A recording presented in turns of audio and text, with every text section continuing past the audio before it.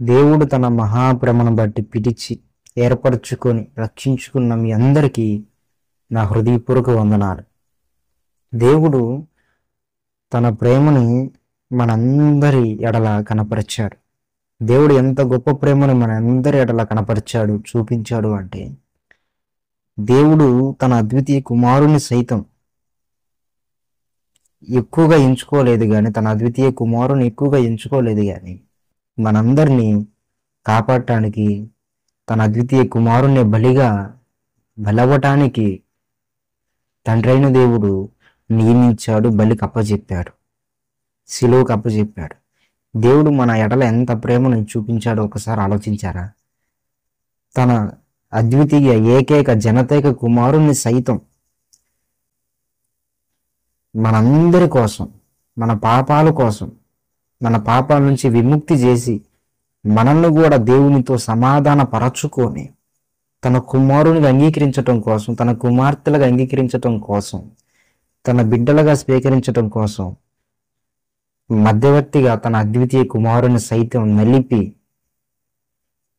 నియమించాడు దేవుడు. కాబట్టి దేవుడు ఎంత ప్రేమను చూపించాడు మన ఎడల. చాలామంది దేవుని ప్రేమను ఆధారం చేసుకొని పాపంలో దిగేవాళ్ళు ఉంటారు. చాలామంది దేవుని ప్రేమను ఆధారం చేసుకొని దేవుని సన్నిధిలో మరి కాస్త సేపు కృతజ్ఞతలు చెల్లించే వాళ్ళు కూడా ఉంటారు.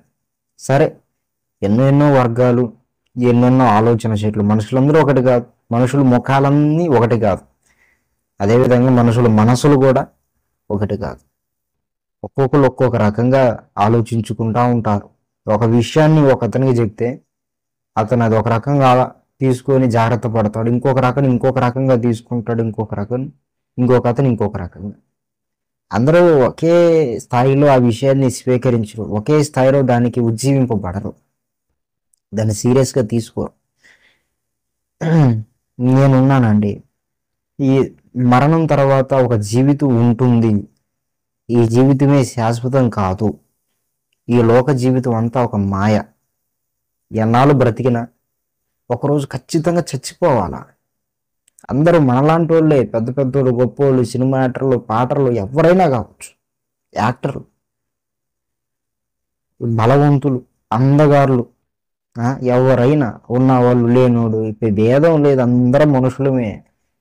ఈ భూమి మీదే కొన్నాళ్ళు అలా తిరుగుతాం అంతే. ఒక సినిమాలో స్టోరీలాగా తిరుగుతాం, ఒక నాటక రంగం మీద తిరుగుతాం, స్టేజ్ మీద. ఒకరోజు అందరూ చచ్చిపోవాలా అన్నది ఒక ముఖ్య అంశం. దాంట్లో నువ్వు ఉన్నావు, నేను ఉన్నా. మన తెలిసిన వాళ్ళు కానీ చచ్చిపోయారు అనుకోండి, మనం ఏమనుకుంటామంటే, తెలిసిన వాళ్ళు కానీ చచ్చిపోయాడరా, ఫలానా ఆయన సడన్గా చనిపోయాడు తెలుసా అని మనం ఇంకొకరికి చెప్పుకుంటూ ఉంటాం. ఇంకో విషయం చెప్పనా, మనం చనిపోయే వాళ్ళను చాలామందిని చూస్తూ ఉంటాం. సమాధుల్లోకి వెళ్తే అక్కడ అన్ని సమాధుల తోటకి వెళ్తే అన్ని సమాధులు. వాళ్ళందరూ ఒకప్పుడు మనలాగా జీవించి తిరిగిన వాళ్ళే, కానీ ఇప్పుడు చనిపోయారు. ఒకప్పుడు మనలాగే బ్రతికిన వాళ్ళు ఇప్పుడు సమాధి అయ్యారు. కానీ నేను చెప్తున్నా, వాళ్ళకంటే నీలో ఉన్న గొప్పతనం ఏమిటి? వాళ్ళు మనుషులే, నువ్వు మనిషివే. వాళ్ళు చనిపోయారంటే నువ్వు కూడా తప్పకుండా ఒకరోజు చనిపోతావు. అందరికీ చావు తథ్యం. నేను దేవుడుగా, ఒకరోజు నువ్వు కూడా చనిపోతావు బాబు. వాళ్ళు చనిపోయినట్లుగానే నువ్వు కూడా చనిపోతావు. ఈ జీవితం శాశ్వతమైనది కాదు. గనుక మనం ఆలోచించుకొని అసలు ఈ జీవితం తర్వాత ఏం జరుగుతుంది, మరణం తర్వాత అసలు ఏం జరుగుతుంది, ఏం సంభవిస్తుంది, చనిపోయిన వెంటనే మనం ఏం చూస్తాం, ఎక్కడికి వెళ్తాం అనే ప్రశ్నలు వేసుకొని జాగ్రత్త పడటం ఎంతైనా తెలివైన పని. ఆ తెలివైన పని నేను చేశానండి. దేవుడు నాకు సహాయం చేశాడు. చనిపోయిన తర్వాత ఏం జరుగుతుంది అనుకుంటున్నారు? చనిపోయిన తర్వాత మన ఆత్మ నేరుగా దేవుని సన్నిధిలో నిలబడుతుంది. మనం నీతిమంతులుగా తీర్చబడితే, మనం పరిశుద్ధులమైతే పరదేశి, పాపాత్ములు అయితే పాతాళానికి చేర్చబడతాం. ఆ విధంగా మనం తీర్పును పొందుతాం. అందుకే మన్నైనది వెనుపటి వల్లే మన్నైపోవును, ఆత్మ దేవుని వద్దకు వెళ్ళును అంటుంది లేఖనం, వాక్యం. కాబట్టి ఖచ్చితంగా అందరు తెలుసుకోవలసిన విషయం ఏంటంటే, నా పొరుగోడు చచ్చిపోయాడు, మా పక్కింటోళ్ళు చచ్చిపోయాడు, మా ఎదిరింటోళ్ళు చచ్చిపోయారు, సమాధుల్లోకి వెళ్తే చాలా మంది చచ్చిపోయి సమాధిలో ఉన్నారు. వాళ్ళు ఒకప్పుడు నాలాగి తిరిగి బ్రతికి గాలి పీల్చుకున్న వాళ్ళు, అన్నం తిన్న వాళ్ళే ఇప్పుడు చచ్చిపోయి ఎముకలు అయిపోయారు అని నువ్వు తెలుసుకుంటున్నావు. కానీ నేను వాళ్ళకంటే పెద్ద గొప్ప ఉండింది, నేను ఒకరోజు చచ్చిపోతాను, ఈ జీవితం శాశ్వతం కాదు, ఈ అన్నాళ్ళు బ్రతికిన ఒకరోజు చచ్చిపోతాను. అసలు చనిపోయిన తర్వాత ఏం జరుగుతుందో తెలుసుకొని జాగ్రత్త పడటమే తెలివైన పని. అర్థమైందా? ఇప్పుడు ఆ తెలివైన పని ఎవరు చేస్తున్నారండి? ఇప్పుడు ఈ విషయం నేను చెప్పాను, ఒక్కొక్కరు ఒక్కొక్క రకంగా తీసుకుంటారు ఈ పాయింట్. తెలిసిందే కదా అని, తెలిసిందే. కొద్దిగా దాని దగ్గర ఆగి ఆలోచిస్తే నీకు పెద్ద సబ్జెక్ట్ వస్తుంది, ఎంత ఇంపార్టెంట్ ఆ విషయం అర్థమవుతుంది. తెలిసిందే. కాబట్టి చనిపోయిన తర్వాత భయంకరమైన నరక అగ్నిగుండం ఉందని వాక్యం చెప్తుంది. అగ్ని ఆరని, పురుగు చావని, భయంకరమైన క్షోభ కలిగిన, అక్కడ ఆకలవుతుంది తీరదు, దాహమవుతుంది తీరదు, అగ్ని వేతన, పురుగు చావదు. పురుగు ఒక విధమైన పురుగు ఉంటుంది, ఆ చావని పురుగు మనల్ని పుడుతూ ఉంటుంది మన శరీరాన్ని. ఈ విధంగా అగ్ని ఆరని, పురుగు చావని, దాహము తీరని, ఆకలి తీరని, ఆకలవుతుంది తీరని, మరణమే లేని దేహముతో మనం అక్కడికి వెళ్ళబోతున్నాం.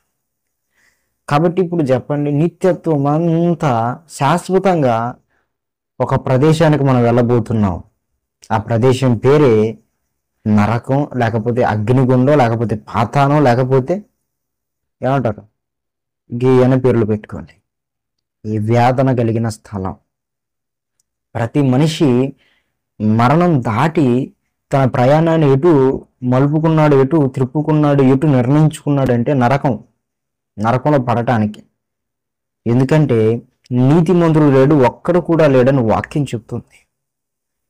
నీతిమంతుడు అంటే మంచివాడు, పరిశుద్ధుడు ఏ ఒక్కడూ లేడు. అందరూ పాపభారంతో నిండిపోయి పాపం చేస్తూనే ఉన్నారు. తండ్రి పాపాత్ముడైతే కొడుకు కూడా ఆ పాప స్వభావంతోనే పుడుతున్నాడు. ఆ పాప స్వభావాన్ని బట్టి, తనలో వచ్చిన ఆ పాప స్వభావాన్ని బట్టి వాడు పాపం చేస్తున్నాడు. ఈ విధంగా వారసత్వంగా పాపం సంక్రమిస్తుంది. క్రియాపూర్వకంగా మనం చేతులారా తెలిసి కూడా కొన్ని పాపములు కొన్నేందండి చాలా చేస్తున్నాం. ఏమంటారు, రోజు ఎన్ని పాపములు అంటే మనం లెక్క పెట్టలేని పాపములు మనం నోటి ద్వారా, కళ్ళ ద్వారా, చూపుల ద్వారా, మనసు ద్వారా మన హృదయంలోనికి తెచ్చుకొని హృదయాన్ని చెడగొట్టుకుంటున్నాం, మనస్సాక్షిని చెడగొట్టుకుంటున్నాం. అన్నీ తెలుసు అవి తప్పులని, కానీ ఎక్కువగా మనం దేనికి సపోర్ట్ చేస్తామంటే పాపం చేయటానికే. ఎందుకంటే మనలో పాప స్వభావము నరనరాల్లో ఉంది. ఒక నియమం ఉంది, పాప నియమము అనే ఒక స్వభావము మన నరనరాల్లో, మన ఎముకల్లో, మన కండరాల్లో అన్నిట్లో ఉంది. ఇప్పుడు చెప్పండి, ఇప్పుడు ఈ పాపాన్ని జయించి పరిశుద్ధంగా ఎవరన్నా బ్రతకగలిగే వీలుందంటారా? కొంతమంది అనుకుంటారు మానేద్దాం అని వ్యసనాల గురించి మాట్లాడుకుంటారు. వాళ్ళ వల్ల కాదు. ఎందుకంటే ఏదైతే చేయకూడదు అనుకుంటారో దాన్ని చేసే నైజం మనిషికి తన రక్తంలోనే ఉంది, తన అవయవాల్లోనే ఆ నియమం ఉంది. చెడగొట్టుకొని పాపం చేసే ఆ నియమం, ఆ పాపాన్ని చేసే ఆ నియమం అనేది మన అవయవాల్లో ఉంది కనుక మనం పాపాన్ని అసలు మానుకోలేము దేవుడి సహాయం లేకుండా. ఎవరన్నా దేవుడి సహాయం లేకుండా మానుకున్నారంటే ఆలోచించాల్సిన విషయమే అది. దేవుడి సహాయం చేస్తే తప్పితే ఎవరో మానుకోలేరు. కాబట్టి నేను చెప్పేది ఏంటంటే, ఈ పాప స్వభావం కలిగిన, ఈ నియమం కలిగిన మనం ఇది మొదలుకోనన్నా నరకం ఉందిలే జాగ్రత్త పడి పరిశుద్ధంగా బ్రతుకుదామన్నా సరే, ఒకవేళ ఏదో లక్కీ ఛాన్స్ కొట్టేసినట్టుగా బలం వచ్చేసి నీకేదో నీ తీర్మానం గట్టిది, నువ్వు బ్రతికేసావు అనుకో, ఇది మొదలుకొని పరిశుద్ధంగా, మరి నీ రక్తాన్ని బట్టి నువ్వు పాపివే కదా. ఎందుకంటే మీ నాన్న రక్తం, మీ తాత రక్తం, వాళ్ళందరూ పాపులే కాబట్టి ఆ రక్తం నీలో ప్రవహిస్తుంది కాబట్టి నువ్వు పాపివే. సరే, ఇప్పుడు నుంచి బతికేద్దాం అంటే మరి వెనక ఎన్నో పాపములు నువ్వు తెలిసి చేసినావు, మరి వాటికి శిక్ష ఏంటిది? మరి వాటిని పరిష్కారం ఏంటిది? కాబట్టి ఎటు చూసుకున్నా మనం నరకానికి వెళ్ళాల్సిన వాళ్ళమే. మనకు వారసత్వంగా పాప స్వభావం, పాపంతో పుట్టాం. మన క్రియారూపకంగా ఎక్కువగా పాపం చేయడానికే సపోర్ట్ చేసాం. 2 మార్గాలు మన వైపు ఓపెన్గా ఉన్నాయి. పరిశుద్ధంగా ఉండటం, నీతిగా బ్రతకటం, న్యాయంగా బ్రతకటం. పాపం చేయటం, దేవునికి దూరంగా కావటం, లేకపోతే ఇంకా ఏదన్నా అన్యాయం చేయటం. ఈ విధంగా 2 మార్గాలు మన వైపు ఉన్నప్పుడు ఎక్కువగా ఏంది అసలు పోయేదే చెడు మార్గానికి. అది మన నైజం. కాబట్టి ఇప్పుడు చెప్పండి, న్యాయముగా 2 మార్గాలు దేవుడు నీ ముందు ఉంచినప్పుడు నువ్వు దేన్ని పికప్ చేసుకోవాలి? నీ జీవితం నీ చేతుల్లో ఉన్నప్పుడు. కానీ మనం దేన్ని పికప్ చేసుకున్నాం? తెలిసి దుర్మార్గ పనులు చేయడానికి మనం వెళ్ళాం, పరిగెత్తాం.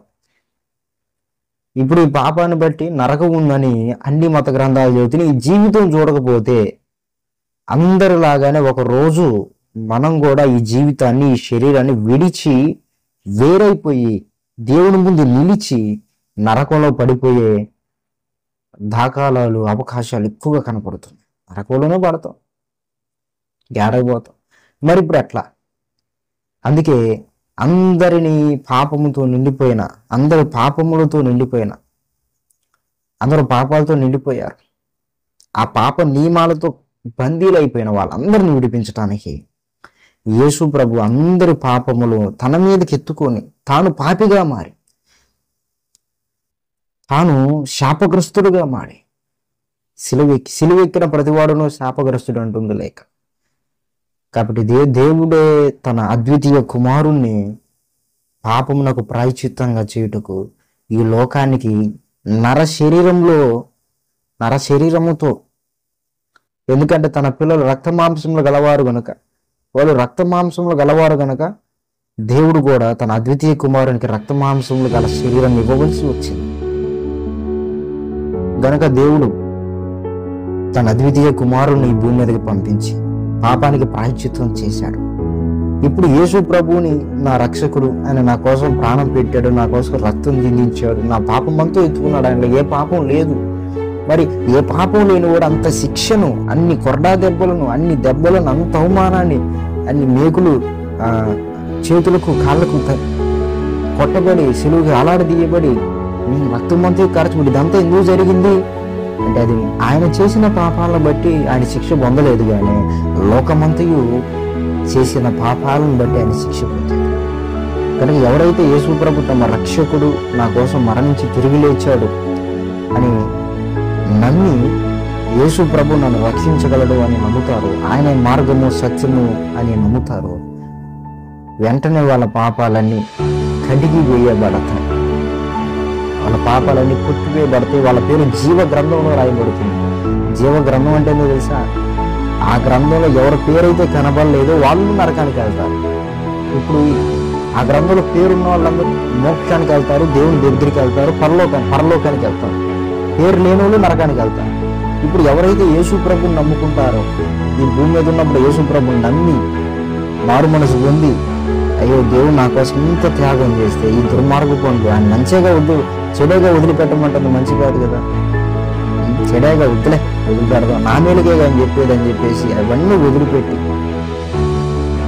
యేసు ప్రభు తమ రక్షకుడు అని విశ్వసించి నమ్మి ఆయన చెప్పినట్టుగా ఆజ్ఞానుసారంగా నమ్మి బాప్తిస్మం తీసుకుంటారో వాళ్ళ పాపములన్నీ కడిగివేయబడతాయి, తుడిచివేయబడతాయి, కొట్టివేయబడతాయి. వారు వాళ్ళ పేరు జీవ గ్రంథంలో రాయబడుతుంది. అంటే నరకానికి వెళ్ళే గ్రంథంలో కాదు, నరకానికి వెళ్ళని వాళ్ళ గ్రంథం జీవ గ్రంథం. ఎవరైతే నరకానికి వెళ్ళరో వాళ్ళ పేర్లు జీవ గ్రంథంలో ఉంటాయి. ఎవరైతే పరలోకానికి వెళ్తారో వాళ్ళ పేర్లు జీవ గ్రంథంలో ఉంటాయి.